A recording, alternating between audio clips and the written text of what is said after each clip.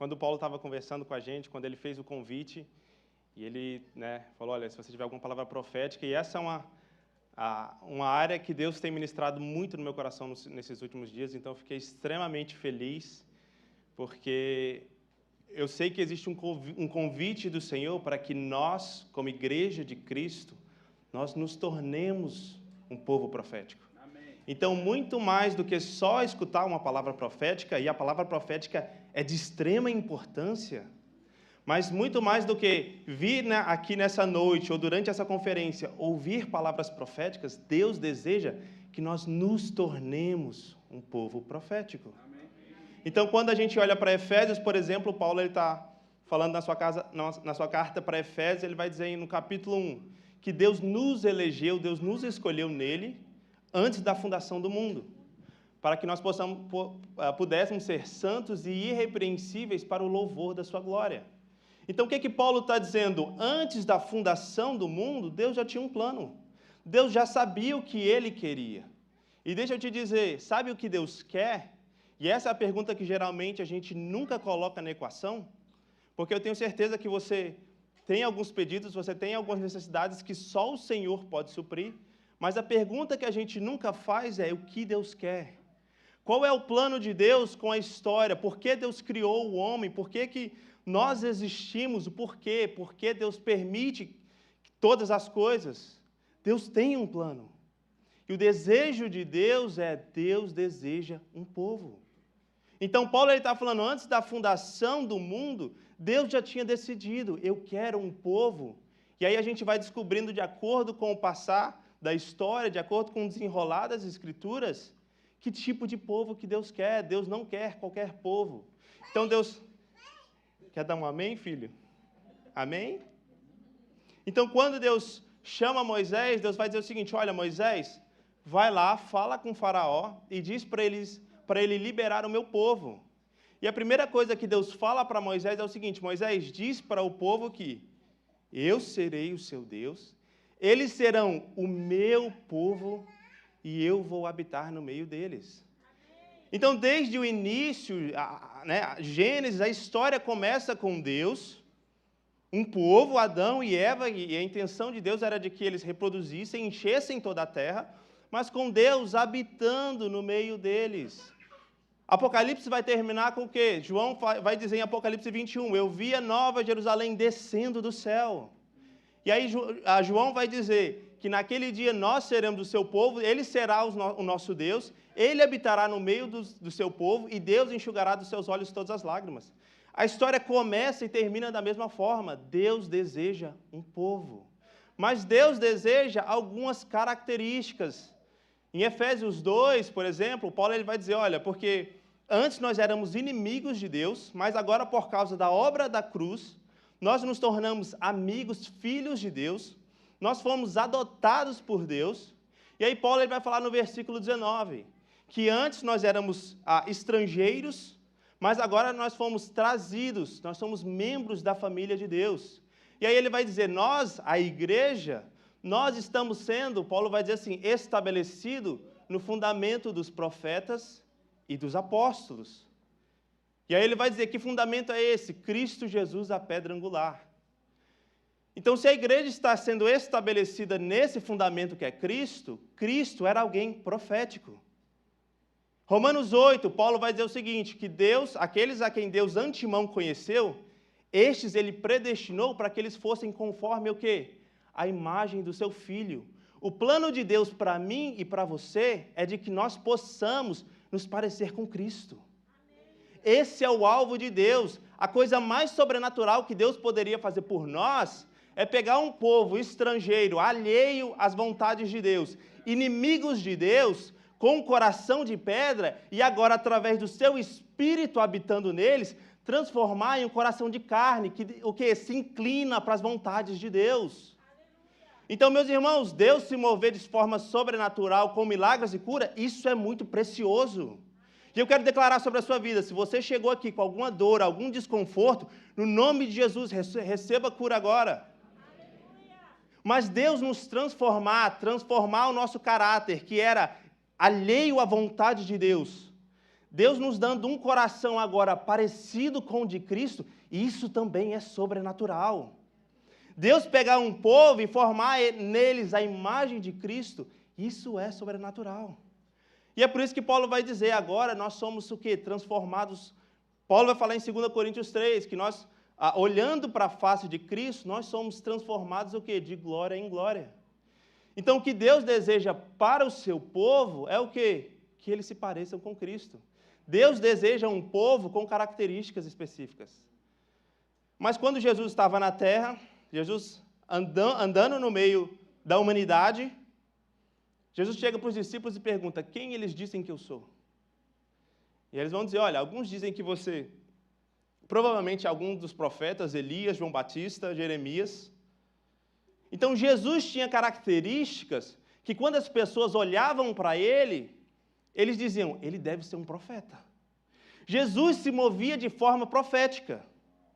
Então, o que Deus espera de nós e o que Deus deseja imprimir em nós são características, o que eu chamo de o fundamento profético, que agora nós nos movemos de forma profética e nós nos parecemos com Cristo. Deus deseja um povo profético. Sabe, há um tempo atrás eu estava meditando em Apocalipse 2 e 3, Apocalipse 2 e 3, João, ele tem, né, Jesus, através de João, ele vai dar 7 mensagens para 7 cartas. E no final de cada carta, Jesus vai dizer, olha, o que for fiel ao que vencer, e Jesus diz uma recompensa. Então, Jesus está dizendo, olha, aquele que for fiel, vai existir uma recompensa no final. E embora eu ame isso, existe um homem que andou no nosso meio, que é Deus, que ele, mais do que ninguém, merece a recompensa. E sabe qual foi a recompensa que Jesus decidiu pedir para Deus? Um povo que ama o Senhor. Então eu não quero trabalhar só, eu não quero gastar a minha vida só pelas minhas recompensas. Eu decidi gastar a minha vida para que Jesus receba a recompensa dele. Para que ele encontre em nós, de forma coletiva, um povo que ama o Senhor. Um povo que se parece de fato com Jesus. Meus irmãos, ninguém constrói isso sozinho. Eu preciso de você precisa de mim, nós precisamos um dos outros. Para que nós nos transformemos à imagem de Cristo. Para que nós possamos um dia chegar diante do Senhor e nós possamos falar, Deus, eu gastei a minha vida pela sua recompensa. Jesus chega para Pedro em João 21, ele vai dizer o seguinte, Pedro, você realmente me ama? Você de fato me ama? Pedro vai dizer, Jesus, o Senhor sabe todas as coisas. E aí Jesus vai dizer, então apacenta, cuida das minhas ovelhas. Por quê? Porque Jesus ama o seu povo. Então Deus está procurando pessoas que se gastem pelo povo de Deus. E é por isso que Paulo ele vai dizer lá em Efésios 4, olha, Deus separou alguns para apóstolos, outros para mestres, outros para evangelistas, profetas. Qual a função? Para que eles edificassem o corpo de Cristo. Então Deus está em busca de algo, Deus está atrás de um povo, que aí Jesus vai dizer lá em Mateus 22, que o ame de todo o seu coração, com toda a sua alma, com todo o seu entendimento. Então, eu não tenho tempo para falar de todas as características, mas existe uma característica que, assim como eu disse em Efésios 2, Deus deseja imprimir na igreja. Se a igreja está sendo edificada, construída no fundamento apostólico e profético, a igreja precisa ser profética. Nós precisamos nos mover de forma profética. E eu não sei se você teve essa experiência que eu tive. Meus irmãos, eu cresci na Assembleia de Deus. Isso é uma coisa boa, não estou falando isso de forma pejorativa. Mas a ideia que eu tenho de profético era o seguinte, eu vou para a igreja e alguém vai falar o pecado que eu cometi essa semana. Vou contar uma história para vocês. Antes de eu sair do Brasil, eu lembro que eu tinha uma tia minha, uma mulher de Deus, mas ela era conhecida na cidade como a irmã que entregava. Mas não era entregava só a palavra, ela entregava o que você tinha feito no oculto. Então eu lembro que eu fui encontrar ela, minha mãe falou, olha, você está indo para os Estados Unidos, a gente vai fazer ali uma reunião de oração. E, gente, literalmente eu fui a viagem inteira de carro, da minha casa até a casa da minha tia, pedindo perdão. Porque eu estava com medo de que Jesus ia usar a minha tia para falar o seguinte, ó, eu estou te mandando porque você é muito duro, de dura servir, e por causa disso, o meu medo era de que ela expusesse as minhas dificuldades. E eu fui literalmente por quê? Porque a gente criou uma mentalidade, uma imagem de que profético é Deus falar os meus erros. É Deus apontar para mim e falar assim, olha, esse aqui é o seu erro. Mas uma igreja profética é uma igreja que aponta para Cristo. Um dos versículos que eu mais gosto em todas as Escrituras, Apocalipse 19, 10. João está lá, depois dele ter se dobrado a um anjo, o anjo vai dizer o seguinte, João, não faça isso. Eu sou um servo como você. Adore ao Senhor, adore a Deus. E aí ele vai dizer o seguinte, olha, o espírito da profecia é o testemunho de Jesus. Então, o movimento profético, esse caráter profético que Deus deseja imprimir em nós, é para que nós apontemos para Cristo. É para que nós possamos viver da forma que Cristo viveu. E isso aponta para o testemunho de Jesus. Então, a nossa vida se torna um testemunho de quem Deus é, do que Deus está fazendo. Então, quando o mundo olha para nós, eles não vão necessariamente entender que nós estamos nos movendo de forma profética. Mas eles vão ver Cristo em nós. E aí Jesus vai dizer o seguinte, em João 17, olha, para que eles sendo um, o mundo saiba, Pai, que o Senhor me enviou. Então Deus quer que a igreja se torne um corpo profético para que nós possamos dar testemunho a respeito de quem Deus é, do que Deus está fazendo na história, de que Deus existe, de que Ele é soberano e de que Ele reina e governa sobre todas as coisas. E sabe qual que é o mais interessante disso tudo? É que Deus escolheu fazer isso através de nós. Pessoas cheias de falhas, pessoas que vão errar. Mesmo assim, Deus escolheu que nós carregássemos de forma profética o testemunho de quem Deus é. Então, uma igreja profética é uma igreja que aponta, que demonstra, que dá testemunho de quem Jesus é. E o convite de Deus para nós não é só de que nós possamos escutar mais uma palavra profética, não, é de que nós nos tornemos esse povo profético. De que quando as pessoas olharem para a gente, eles vão dizer assim como eles disseram para Jesus. Cara, eles me lembram aqueles profetas que viveram, nós apontamos para alguém. E esse é o convite de Deus para nós. Então eu estava meditando de qual profeta, Jesus, será que a gente poderia falar essa noite? E a lista é grande. Então você tem, por exemplo, Judas vai dizer que Enoque foi um profeta, Moisés foi um profeta. Então, assim, você tem vários profetas. Mas eu não tenho tempo de falar de todos eles, então eu precisava escolher um. Se vocês me permitirem, eu posso falar de uns 5, mas a gente, ao invés de fazer 2 horas, a gente faria 5, se tiver tudo bem para vocês. Mas quando a gente olha para as Escrituras, a gente tem vários grandes exemplos de grandes profetas, homens de Deus. Mas sobre quem eu quero falar nessa noite é sobre o profeta que eu gosto de chamar ele de o profeta esquecido. Porque de todos os profetas, existe alguém que quando Deus vai dar testemunho a respeito dessa pessoa, Deus vai dizer o seguinte, olha, não houve ninguém nascido de mulher maior do que quem?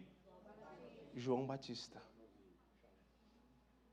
João Batista foi um profeta que, aos olhos do Senhor, João Batista, e existe uma medida do Senhor na qual nós precisamos caminhar, mas Deus está falando o seguinte, olha, o meu padrão para vocês é que vocês se pareçam com Deus, se pareçam com Cristo. E Jesus está dizendo, até os dias de hoje, não houve ninguém, um profeta maior que João Batista. E, meus irmãos, isso não é alguém, por exemplo, se eu der testemunho a respeito do Paulo, não, Paulo é um homem de Deus, é um amigo, e ele é. Mas a quantidade de pessoas que eu conheço é bem limitada. Mas agora você pega Deus conhecendo toda a humanidade, pessoa por pessoa. E Deus fala o seguinte, olha, esse é o exemplo que eu espero. Não houve ninguém maior do que João Batista. Para você ter noção, os 4 autores dos 4 evangelhos, nenhum deles fala do evangelho de Jesus sem primeiro citar João Batista. João Batista viveu de forma tão intensa, a vida e o ministério de João Batista foi tão ligado ao evangelho, que não tinha como pregar o evangelho de Jesus sem João Batista. João Batista foi tão singular em todas as Escrituras que você não vê ninguém, nem Paulo. A Bíblia dá detalhes a respeito do nascimento, assim como deu de Jesus. Então, o ministério de João Batista estava diretamente ligado com o ministério de Cristo. Mas quando a gente para olhar e quando a gente para ler a respeito de João Batista, eu vou te ser muito sincero, para mim João Batista não parece tão grande profeta assim. Porque se eu tivesse lá na multidão ouvindo Jesus dizer, olha, não houve ninguém maior do que João Batista, eu falaria, Jesus, mas o senhor está colocando nessa conta Moisés, por exemplo? Olha tudo que Moisés fez. Pedro, em Atos 2, vai dizer que Davi era um profeta. Então eu perguntaria, Jesus, o senhor está considerando também Davi, que foi um homem segundo o seu coração? O senhor está considerando Elias, que foi levado aos céus? Então assim, se eu fosse olhar e se eu fosse fazer uma lista de grandes profetas, provavelmente eu ia esquecer de João Batista. Mas para Deus, João Batista fez algo extremamente singular. João Batista chamou a atenção de Deus de tal forma que Jesus dá testemunha, é o próprio Deus dando testemunha a respeito de um homem. Então, para que não fique só nas minhas palavras, eu quero pedir, se vocês puderem colocar aqui para mim, por favor, Mateus capítulo 11, do versículo 7, se eu não me engano, ao versículo 14. Então, a minha intenção é que nessa noite nós possamos olhar para a vida de João Batista, entender alguns princípios, algumas características que João Batista viveu na sua vida, no seu ministério, que servem de exemplo para nós, para que nós também possamos nos tornar uma igreja profética. Que Deus vai olhar para nós como igreja de forma coletiva, e isso vai agradar os olhos do Senhor. Porque o convite de Deus é o seguinte, Jesus vai dizer, olha, o menor no reino de Deus, ele é maior do que João Batista. Então Jesus deixa um convite. Mas vamos ler, abre lá comigo em Mateus capítulo 11, do versículo 7 ao 14.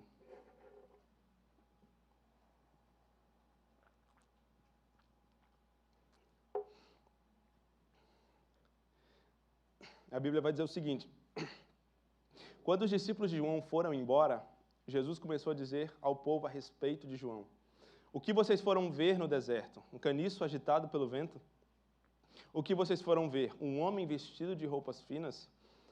Os que se vestem de roupas finas moram nos palácios reais. Sim, o que foram ver? Um profeta? Sim, eu lhe digo, e muito mais do que um profeta. Este é aquele de quem está escrito, eis que eu envio adiante de você o meu mensageiro, que preparará o caminho diante de você. Em verdade lhes digo, entre os nascidos de mulher não apareceu ninguém maior do que João Batista. Mas o menor no reino dos céus é maior do que ele. Desde os dias de João Batista até agora, o reino dos céus sofre violência, e os que usam de força se apoderam dele. Porque todos os profetas e lei profetizaram até João. E se vocês querem reconhecer, ele mesmo é Elias que estava por vir. Então aqui você tem João Batista, no capítulo 11, ele está preso, e ele envia os seus mensageiros, provavelmente um momento de dúvida na vida de João Batista, para perguntar para Jesus, você é realmente o Messias que nós estamos esperando? Porque o Messias para Israel, para um judeu, era um líder político que libertaria Israel de todos os seus inimigos, libertaria Israel da opressão romana. Então o ponto de João é o seguinte, você é realmente aquele que nós estamos esperando? E aí Jesus vai falar o seguinte, olha, conta para João Batista que os cegos estão vendo, os coxos estão andando, os surdos estão escutando. E aí Jesus vai dizer, olha, bem-aventurado aqueles que não acham em mim uma pedra de tropeço. Por quê? Porque, meus irmãos, Deus é mestre em nos surpreender. Deus nunca vai fazer da forma que nós esperamos que Ele faça. Então Jesus era de fato o Messias. E João Batista, por um momento, talvez porque estava preso, começou a duvidar, mas Jesus fala o seguinte, olha, diz para ele que eu estou cumprindo tudo aquilo que as profecias disseram a respeito de mim. Jesus está citando Isaías 42, por exemplo. Então Jesus está dizendo, olha, eu sou de fato o Messias. E aí Jesus começa, assim que os discípulos saem, Jesus começa a dar testemunho, a dizer a respeito de João Batista.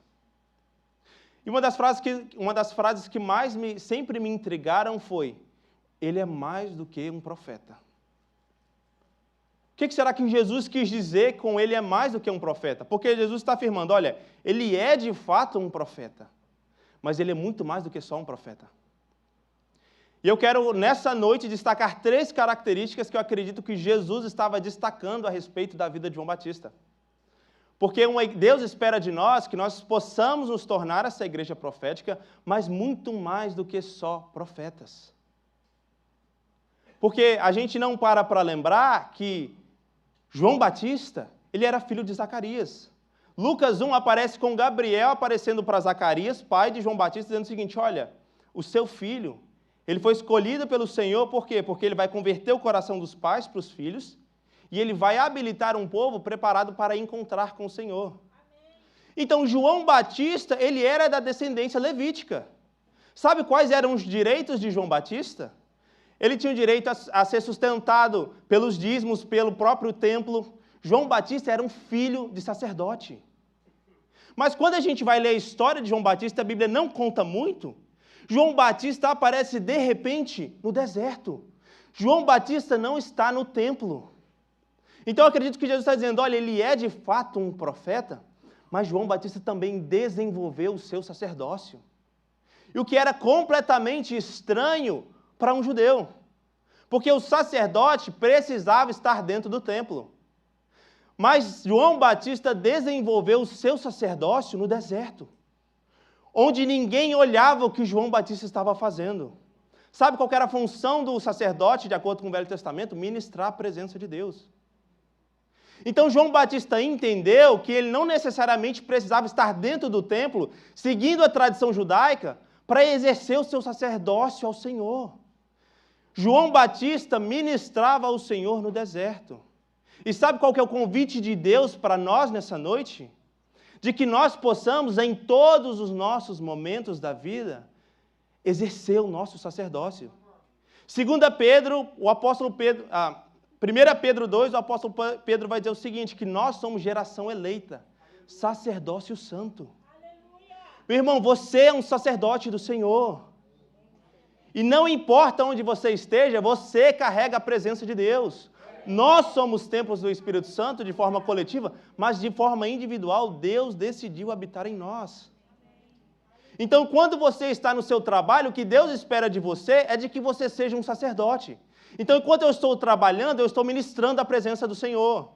Enquanto eu estou estudando, eu estou ministrando a presença do Senhor.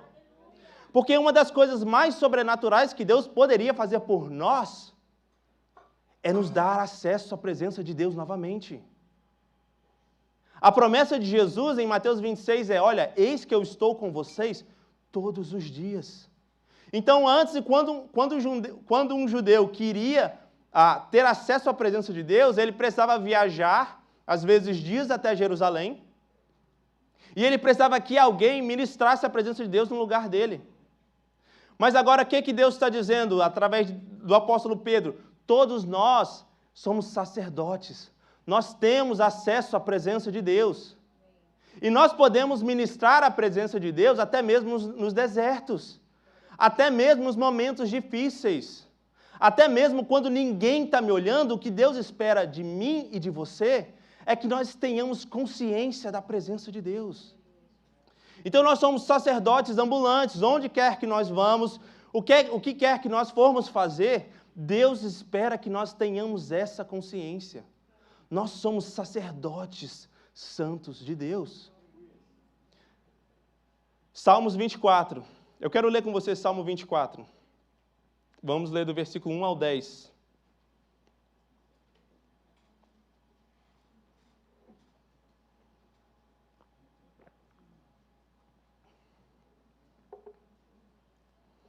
Davi, no Salmo 24, vai dizer o seguinte: ao Senhor pertence a terra e a sua plenitude, o mundo e os que nele habitam, porque ele fundou-a sobre os mares e sobre as correntes estabeleceu.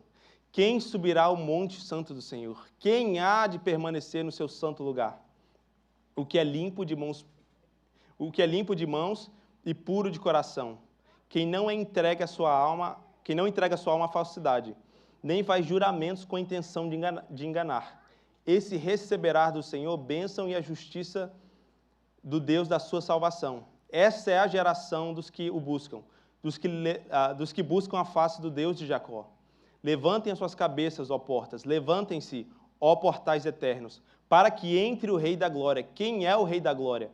O Senhor forte e poderoso, o Senhor poderoso nas batalhas.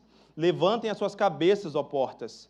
Levantem-se, ó portais eternos, para que entre o Rei da Glória. Quem é esse Rei da Glória? O Senhor dos exércitos, ele é o Rei da Glória. Então a pergunta de Davi é o seguinte: quem vai subir ao monte do Senhor? Mas não só isso, quem vai permanecer aonde Deus habita? Aí ele vai dar a resposta: os que têm o coração puro e as mãos limpas. Mas eu não sei você, quando eu olho para mim, o meu coração não é puro e as minhas mãos não são limpas.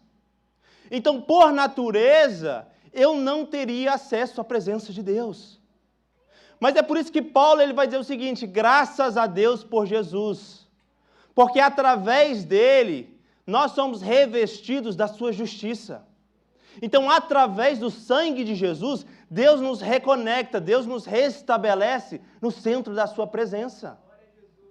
Então, através de Jesus, eu posso entrar na presença de Deus novamente. E às vezes eu acredito que a gente não entende o peso disso. Já parou para pensar que a sua vida, você está diante da presença de Deus? Tudo que você faz diante dos olhos de Deus. Isso deveria causar temor no nosso coração.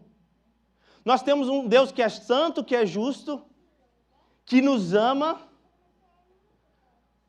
que deseja que nós possamos estar na sua presença. Mas quando nós olhamos, por exemplo, para Israel, você já parou para ler Levíticos, Números, Deuteronômio? Parece um monte de lei que às vezes não parece nem fazer sentido. Às vezes eu lia e falava: Deus, o Senhor está falando que quem, por exemplo, a casa de quem tiver com mofo, se a pessoa tiver mofo na roupa, ela tem que se afastar do arraial. Se a pessoa encostar num morto, ela precisa se afastar do arraial. Por quê? E às vezes a gente lê, né, só porque está no plano da Bíblia, mas, meus irmãos, esse é o padrão de Deus, Deus é santo. O maior dilema de Deus é o seguinte: olha, eu quero habitar no meio de vocês, mas eu sou santo. Esse é o nosso dilema. Como que Deus vai habitar no nosso meio? Como nós subiremos aonde Deus habita, se nós não estamos qualificados para isso? E é por isso que Deus deu a lei para Israel, para dizer o seguinte: olha, eu quero que vocês entendam que pelos seus méritos vocês nunca vão chegar lá. Então, eu não tenho coração puro, eu não tenho uma mão limpa, mas existe alguém que me purifica todos os dias. Que lá em Lamentações, Jeremias vai dizer que as misericórdias dele se renovam a cada manhã. Então, todos os dias eu sou renovado, eu sou justificado pela presença, pelo sangue de Jesus. E é por isso que o autor de Hebreus vai dizer lá em Hebreus 10, olha, nós entramos com ousadia agora. Nós não só entramos na presença de Deus, mas nós fazemos isso com ousadia. Por quê? Porque nós fomos lavados pelo sangue do Cordeiro. Por causa de Jesus, nós podemos entrar no lugar da presença de Deus. Nós podemos ministrar a presença daquele que é santo. E nós não seremos consumados pela grandeza, pela glória da santidade do Senhor. Por quê? Porque nós temos um sumo sacerdote. Nós temos alguém que nos representa diante da presença de Deus. No final de Salmo 24, Davi vai dizer o seguinte: quem é esse? Quem é o Rei da Glória? E ele vai dizer: olha, levantem as suas cabeças, ó portais, levantem os portais eternos para que entre o Rei da Glória. Já parou para pensar que depois que Jesus ressuscitou, depois de 40 dias, Jesus é levado aos céus, meus irmãos, e de repente existe um homem assentado no trono. Existe um homem que é Deus, mas que tem forma humana, e ele está diante da presença de Deus, e ele não foi só por si mesmo, não, ele foi como um cabeça de raça, ele foi para nos representar. E é por isso que o autor de Hebreus vai dizer: agora nós entramos com confiança, sabe por quê? Porque existe um homem assentado no trono. Porque Deus, em forma humana, está sentado no trono e ele intercede por mim e por você. E por causa disso, nós podemos entrar com confiança. Então, o que Deus espera de nós é que nós desenvolvamos esse sacerdócio, onde eu entro na presença de Deus com confiança, sabendo que eu sou lavado e revestido pela justiça de Deus. Não é pelos meus méritos, não é porque eu sou bom, não é porque eu oro muito, não é porque eu faço muito jejum, não. É porque existe um homem que é santo, que ele é Deus e que ele me representa na presença de Deus. e que eu vou com confiança. Eu não preciso temer estar na presença de Deus, não. Deus me deseja na sua presença. Deus nos criou para que nós pudéssemos estar na sua presença. Então, um povo que desenvolve o seu sacerdócio é um povo que está consciente 24 horas da presença de Deus. Que quando eu acordo, Deus está comigo, eu estou na presença de Deus. Quando eu vou dormir, Deus está comigo. Para onde eu for, Deus está comigo. Então, esse é um estilo de vida que desenvolve o seu sacerdócio. Esse é um grupo de pessoas que desenvolve o seu sacerdócio. Mas então Jesus vai dizer, olha, ele é muito mais do que um profeta. Por quê? Porque João Batista era um sacerdote. Ele era da tribo de Levi, ele era filho de Zacarias. Mas Jesus vai dizer, olha, ele também é um profeta. E qual que era a função do profeta no Velho Testamento? A função do profeta era de escutar a voz de Deus e comunicar o que Deus estava dizendo. Então você vê diversas vezes, Isaías, Jeremias, Abacuque, todos os profetas aparecendo dizendo o seguinte, olha, Israel, essa é a palavra de Deus. Assim diz o Senhor. E aí Lucas 2 vai dizer o seguinte, que... agora eu não me lembro quando, mas no ano me fugiu a memória agora. Mas no ano de tal rei, Lucas 2 vai dizer, a palavra de Deus veio a João Batista. Então, um povo profético é um povo que, além de desenvolver o seu sacerdócio, escuta a voz de Deus. É um povo que se move pela voz de Deus. Quando nós olhamos para a história, por exemplo, Jeremias foi um profeta que veio 100 anos depois do profeta Isaías. Isaías 37. O rei Ezequias está sob pressão do Império Assírio, e aí o imperador... me fugiu agora o nome. O imperador do Império Assírio, ele envia um mensageiro dizendo o seguinte, olha, vai lá e amedronta o povo de Israel. Então, toda a cidade de Jerusalém está cercada. Senaqueribe, obrigado. Então, você tem o imperador Senaqueribe, ele envia um mensageiro, e Isaías 37 está descrevendo isso. Que eles chegam para Jerusalém, né? Todo o império está em volta de Jerusalém, e eles começam a amedrontar o povo, dizendo o seguinte, olha, quem vai poder salvar vocês da mão do imperador assírio? Nenhum dos outros deuses pôde salvar nenhuma outra nação de Senaqueribe. Por que com vocês vai ser diferente? E aí Isaías aparece, Ezequias está dentro do templo orando, Isaías aparece e diz o seguinte, Ezequias, não precisa se preocupar, porque Deus com mão forte vai salvar toda Jerusalém e vai mostrar que Ele é Deus. E aí, no capítulo 38, a gente lê que naquela noite, 187 mil assírios foram mortos. Então o império assírio se remove, então Jerusalém é salva. Só que 100 anos depois aparece Jeremias. E Jeremias vai dizer o seguinte, gente, o rei Nabucodonosor está vindo aí, e Deus decidiu, por causa do pecado, Deus decidiu entregar vocês na mão do rei Nabucodonosor. Mas a palavra de Deus é o seguinte, olha, não lutem contra isso, se entreguem, vão lá, estabeleçam a casa de vocês em paz, porque Deus é com vocês, mas não lutem, porque é mão do Senhor. E aí você vê lá em Jeremias 7, qual que é o posicionamento de toda a liderança, de todos os sacerdotes, o seguinte, olha, Jeremias é um falso profeta, porque Deus está dizendo o seguinte, assim como Ele fez nos dias dos nossos antepassados, e eles estavam citando Isaías, eles estavam dizendo, olha, assim como Deus fez 100 anos atrás, Deus vai fazer agora, e Deus vai nos livrar da mão de Nabucodonosor. Mas essa não era a palavra de Deus. E qual foi a consequência disso? Se você lê Jeremias, você sabe que o povo não escutou Jeremias. Antes o povo lançou Jeremias na cadeia, bateu em Jeremias, e aí Jeremias chega no capítulo 23 e vai falar, cara, eu não quero mais falar a palavra de Deus, porque é penoso para mim. Por quê? Porque eu estou me levantando contra uma nação inteira. Ninguém está escutando a voz do Senhor. Sabe, então deixa eu te falar, às vezes, o chamado profético para a igreja é um chamado difícil, um chamado solitário. Mas Deus está nos chamando a estar disposto a ouvir a sua voz, por mais difícil que pareça. Sabe, eu não queria ser o profeta Jeremias, por exemplo. Que mensagem dura que ele precisava comunicar. Mas Deus espera dos seus amigos, os profetas, em Amós 3, a Bíblia vai dizer o seguinte, certamente Deus não fará nada sem antes comunicar aos seus servos, os profetas. Já parou para pensar que Deus, podendo fazer todas as coisas, Ele escolheu não fazer nada sem antes comunicar com o seu povo? Porque Deus quer o quê? Deus quer amigos, Deus quer parceiros.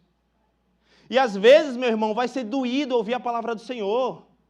Quando Jeremias nós cantamos, a música é muito boa, nós cantamos, né, deixa queimar, eu tenho um fogo cerrado em meu peito.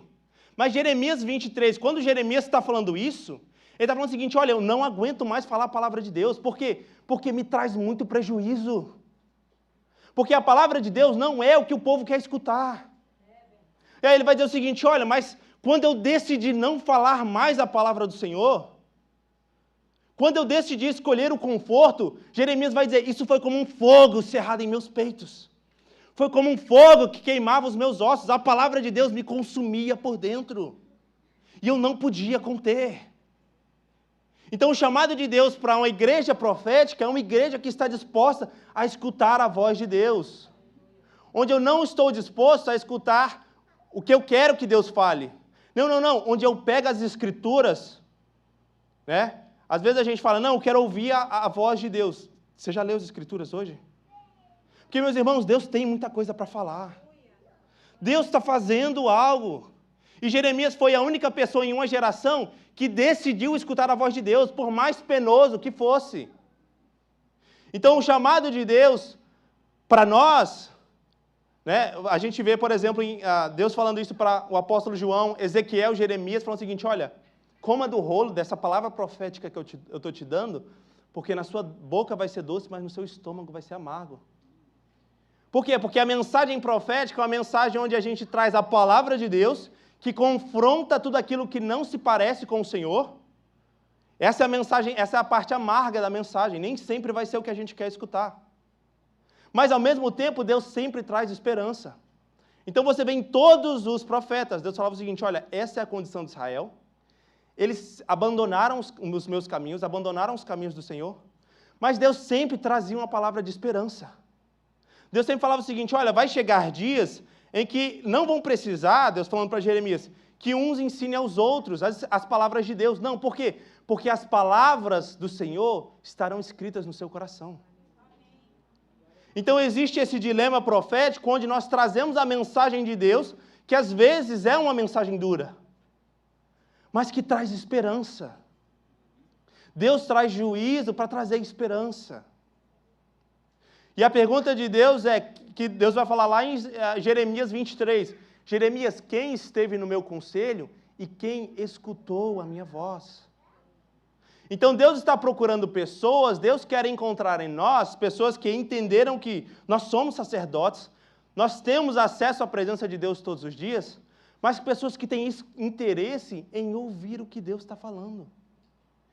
Em chegar no nosso quarto, e Jesus vai falar em Mateus 6, olha, quando você for orar, tranca a porta do seu quarto e fala com o seu Deus em secreto. Pessoas que vão gastar a vida delas tentando entender o que Deus está fazendo na nossa geração. Porque, meus irmãos, Deus está fazendo algo na nossa geração. E Deus já disse, olha, eu não vou fazer nada sem antes comunicar aos meus amigos, os profetas. Então, Deus deseja um povo, vamos lá, vamos ver se vocês estão comigo. Qual que é a primeira característica que Deus espera? Um povo que é sacerdotal. Um povo que exerce o seu sacerdócio. Qual que é a segunda característica de um povo profético? Um povo que escuta a voz de Deus. Um povo que se move pela palavra do Senhor. E qual que é a terceira característica mais importante de todas? Quero que você abra comigo lá em João 3. Porque em Mateus 11, Jesus vai dizer o seguinte, olha, João Batista, ele é mais do que só um profeta. Ele era um profeta, de fato. João Batista era um profeta, a mensagem dele era, se arrependam. João Batista era um sacerdote, ele vivia esse estilo de vida sacerdotal, mesmo quando ninguém estava olhando, esse é o segundo ponto. E o terceiro ponto, para terminar.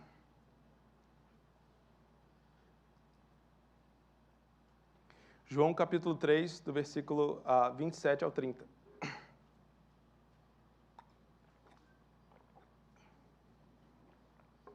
Enquanto você vai abrindo, eu vou te contextualizando. Então, João Batista está com seus discípulos.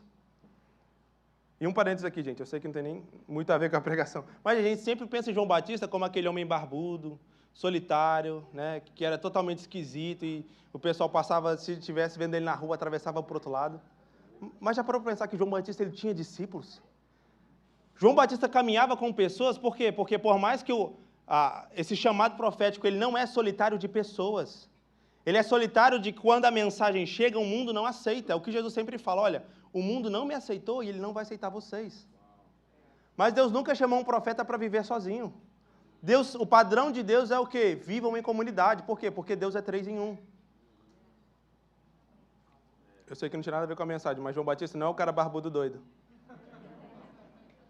Mas vamos lá, João 3, do versículo 27 ao 30.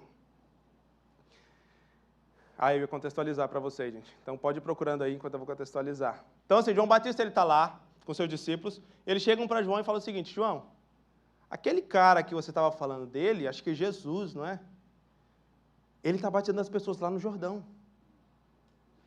A pergunta deles era, esse não é o seu chamado? Não era você que era supostamente para você estar fazendo isso? E aí João Batista vai responder o seguinte, ninguém pode receber coisa alguma se não lhe for dada do céu. Vocês mesmos são testemunhas de que eu disse, eu não sou o Cristo, mas fui enviado como seu precursor. O que tem a noiva é o noivo, e o amigo do noivo que está presente e o escuta se alegra muito por causa da sua voz. Pois essa alegria em mim já se cumpriu, convém que ele cresça e que eu diminua. Então, quando os fariseus, os escribas chegaram para João Batista e perguntaram, nos diz aí, quem é você? Você é o Messias? Você é um dos profetas? A resposta de João Batista, ele nem se identifica. Ele não fala, eu sou João Batista, a voz do Senhor veio para mim. Não, ele fala o seguinte, gente, eu sou a voz do que clama no deserto. João Batista está citando Isaías 40. Ele está falando o seguinte, olha, eu amo tanto a palavra de Deus, que eu decidi participar do que Deus está fazendo. Então, o que o profeta Isaías falou, que haveria alguém que prepararia o caminho do Senhor. Por quê? Porque eu passei anos no deserto escutando a voz de Deus. E eu sei que está chegando o tempo que o Messias está vindo aí. É o que João Batista falava, olha, vem depois de mim alguém de que eu não sou digno nem de desatar as sandálias dos pés. Então João Batista era alguém que ouvia a voz do Senhor, por quê? Porque ele desenvolvia o seu sacerdócio. E aí João Batista falava, olha, por causa disso que Deus está fazendo, eu decidi participar do que Deus está fazendo. Então, se vocês me perguntam quem eu sou, não importa quem eu sou. Essa é a resposta de João Batista. Não importa o meu cargo, o meu título. Não, não. O que importa é que ele cresça e eu diminua. Por quê? Porque o chamado profético precisa apontar para Cristo. Se o seu chamado profético, se o nosso chamado profético para a igreja aponta para a gente quão bom nós somos, quão espiritual nós somos, nós perdemos o ponto. O nosso chamado profético precisa apontar para uma pessoa. E é isso que João Batista fazia. Olha, gente, esquece quem eu sou. Por quê? Porque vem alguém depois de mim, que ele é o Cordeiro de Deus que tira o pecado do mundo, coloquem os seus olhos nele. Esqueça quem eu sou. Não importa quem eu sou, essa foi a resposta de João Batista. O que importa é o quê? É a respeito dele. Eu vim para o quê? Apontar, eu vim para preparar o caminho. Já parou para pensar de onde João Batista tirou a ideia, por exemplo, de molhar as pessoas no Rio Jordão? Por que João Batista batizava as pessoas? Porque João Batista ele lia Êxodo 19, por exemplo. Em Êxodo 19, Deus fala o seguinte, Moisés, fala para o povo o seguinte, que por 2 dias eles vão se purificar, porque no 3º dia eu vou descer no Monte Sinai. Fala para que eles se lavem, porque daqui a 2 dias eles me encontrarão. Então, quando o apóstolo Paulo, em 1 Coríntios, alguma coisa, está falando a respeito de 2 Coríntios, ele está falando a respeito do povo de Israel, ele vai dizer que eles foram batizados nas águas e na nuvem. Por quê? Porque o judeu via o se lavar nas águas como um ato de purificação para quê? Para encontrar o Senhor. Então, quando João Batista traz a galera para o Rio Jordão e fala, olha, se arrependam, eu estou batizando vocês com água, mas vem um depois de mim que batizará com o Espírito, João Batista está preparando o povo. E quando Deus olha isso, porque Deus ama o seu povo, quando Deus encontra pessoas que decidiram gastar a sua vida em prol do povo de Deus, Deus fala, isso é grande aos meus olhos. João Batista não fez nenhum milagre, João vai falar que João Batista nunca profetizou. Mas Deus olha para ele e fala, olha, de todo mundo que nasceu até agora, não existe ninguém maior do que João Batista. Os estudiosos vão dizer que o ministério de João Batista foi por 6 meses. João Batista passou 30 anos no deserto e ele ministrou 6 meses. Em 6 meses, eles estimam que ele provavelmente batizou entre 1 milhão a 1,5 milhão de judeus. Então, assim, sabe qual foi a função de João Batista? Eu estou vindo para preparar um povo para se encontrar com o Senhor. Então se lavem, por quê? Porque eis que vem aí o Messias. E sabe qual que é o plano de Deus para nós, a igreja? De um povo profético que, além de escutar a voz de Deus, além de ser um povo sacerdotal, é um povo que é o quê? João vai falar, eu sou amigo do noivo. Eu sou amigo de Deus.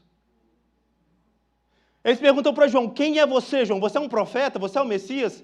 João fala, gente, eu sou amigo do Senhor. Porque a coisa mais importante, a coisa mais especial que Deus poderia fazer por mim, é me tornar o seu amigo. Jesus ele vai dizer o seguinte, olha, em João 15:15, eu não chamo vocês de servo, eu chamo vocês de amigo. Por quê? Porque Deus nos vê como amigos.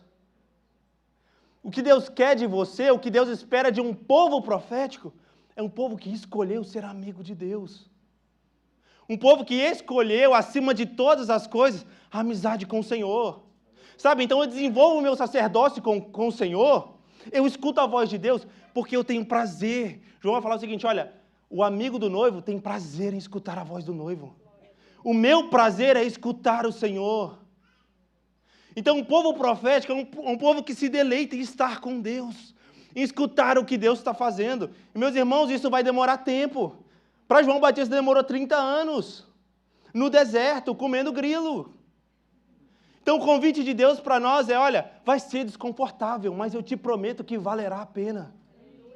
O maior chamado que Deus tem para a gente, o chamado profético que Deus tem, não está baseado em títulos. O chamado profético que Deus tem para nós é como um povo que se tornou amigo do Senhor. Que tem prazer em escutar, em estar com Deus. Que se deleita em estar na presença do Senhor.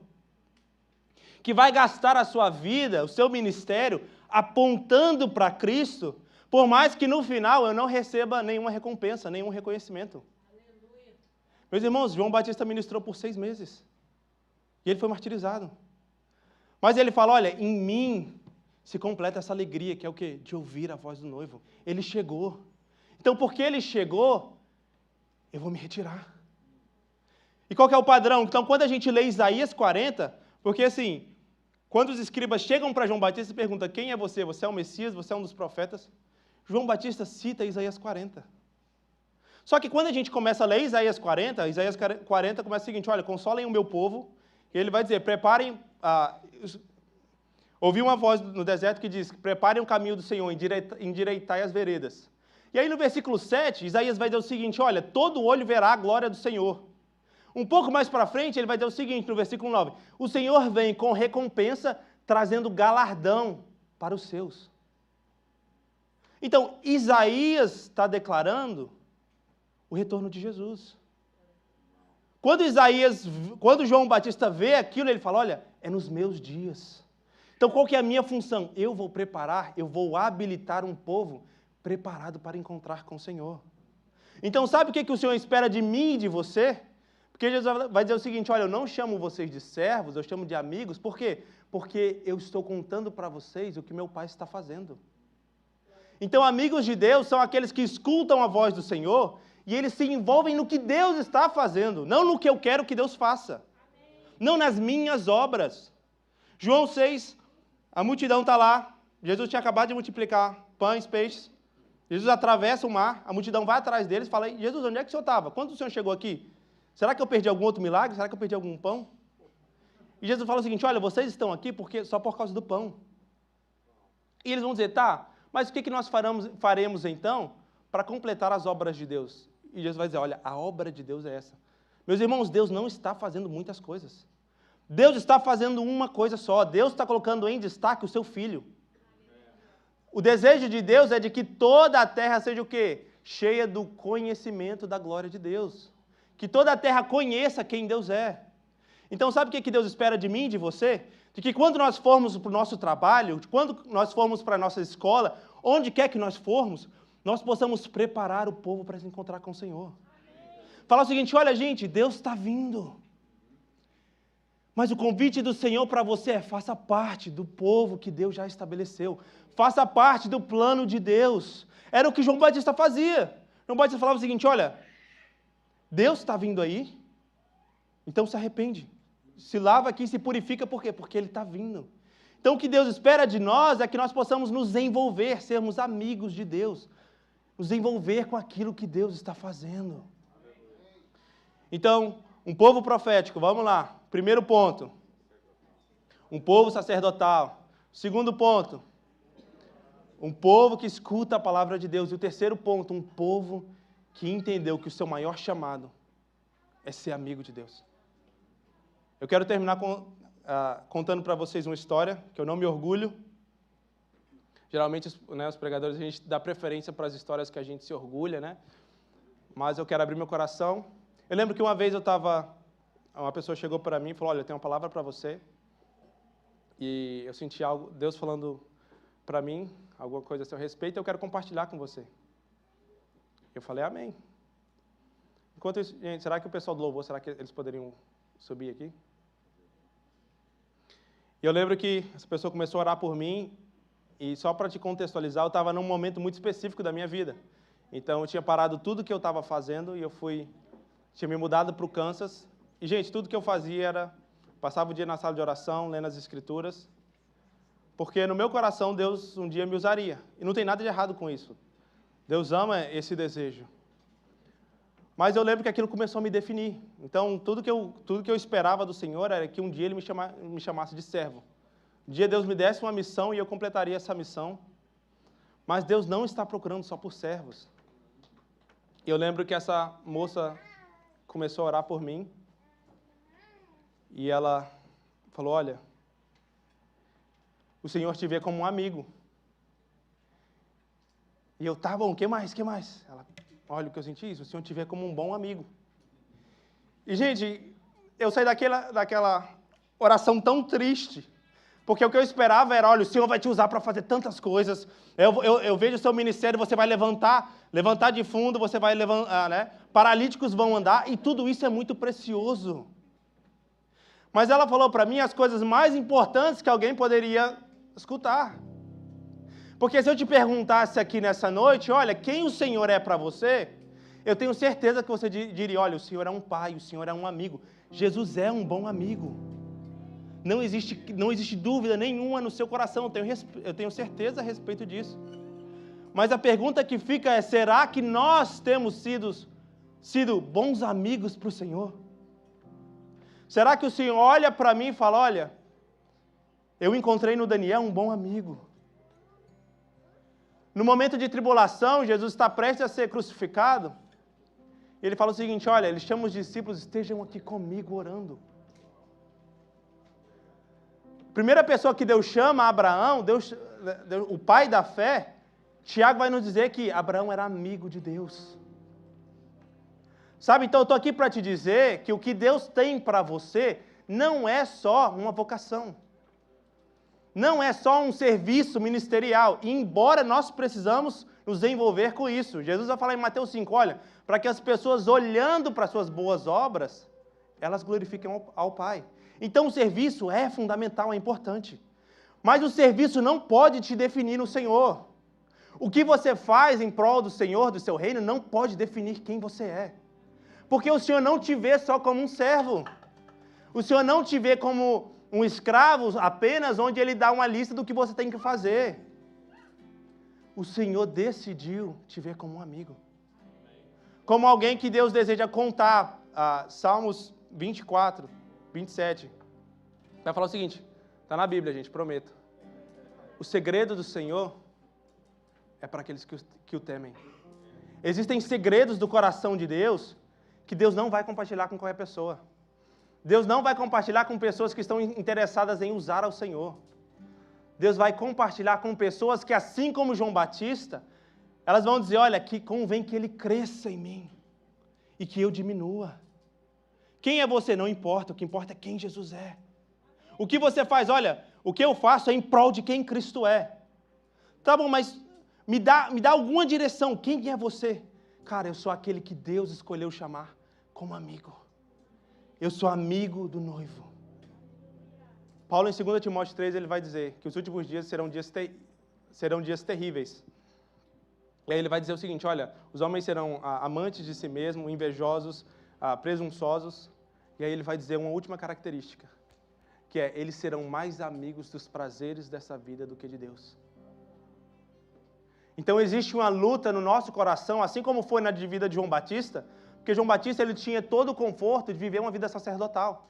Ele tinha todo o direito pela lei de viver dentro do templo, sendo sustentado pelo dízimo. Mas João Batista escolheu o deserto. João Batista escolheu abrir mão do conforto. Por quê? Porque João Batista prezava mais a amizade com o Senhor. A amizade de João Batista era o que definiu o seu ministério.